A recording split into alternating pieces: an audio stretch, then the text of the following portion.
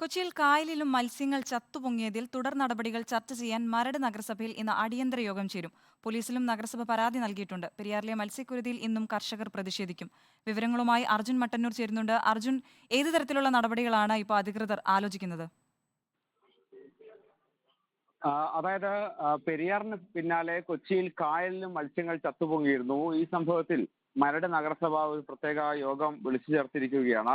ഇതിൽ KUFOS fisheries department ഉദ്യോഗസ്ഥരും മത്സ്യകർഷകരും അടക്കം പങ്കെടുക്കും. ഇതിൽ എന്തുകൊണ്ടാണ് ഇത്തരമൊരു സാഹചര്യം ഉണ്ടായത്, ഇതിൽ നഷ്ടപരിഹാരം കണക്കാക്കുന്ന അടക്കമുള്ള കാര്യങ്ങളൊക്കെ തന്നെ ഈ യോഗത്തിൽ ചർച്ചയാകും എന്നാണ് അറിയിച്ചിരിക്കുന്നത്. അതോടൊപ്പം തന്നെ നേരത്തെ പെരിയാറിൽ മത്സ്യങ്ങൾ ചത്തുപൊങ്ങിയതുമായി ബന്ധപ്പെട്ട പ്രതിഷേധം ഇന്നും കനക്കുകയാണ്. ഇന്ന് മത്സ്യത്തൊഴിലാളികൾ മന്ത്രി പി രാജീവിന്റെ വീട്ടിലേക്ക് പ്രതിഷേധ മാർച്ച് സംഘടിപ്പിക്കുന്നുണ്ട്.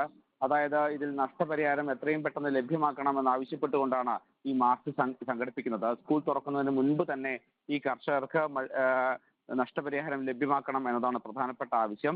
അതോടൊപ്പം തന്നെ യൂത്ത് കോൺഗ്രസ് ഇന്ന് മലിനീകരണ നിയന്ത്രണ ബോർഡ് ഓഫീസിലേക്ക് മാർച്ച് സംഘടിപ്പിക്കുന്നുണ്ട്. മലിനീകരണ നിയന്ത്രണ ബോർഡ് ഇതിൽ രാസമാലിന്യം ഒഴുക്കി വിടുന്ന ചില വ്യവസായ സ്ഥാപനങ്ങളെ സംരക്ഷിക്കാൻ ശ്രമിക്കുന്നു എന്ന് ആരോപിച്ചുകൊണ്ടാണ് ഇന്ന് മാർച്ച് സംഘടിപ്പിക്കുന്നത്.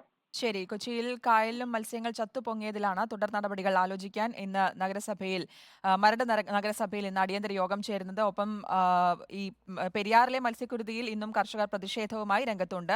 അർജുൻ മട്ടന്നൂരാണ് വിശദാംശങ്ങൾ നൽകിയത്.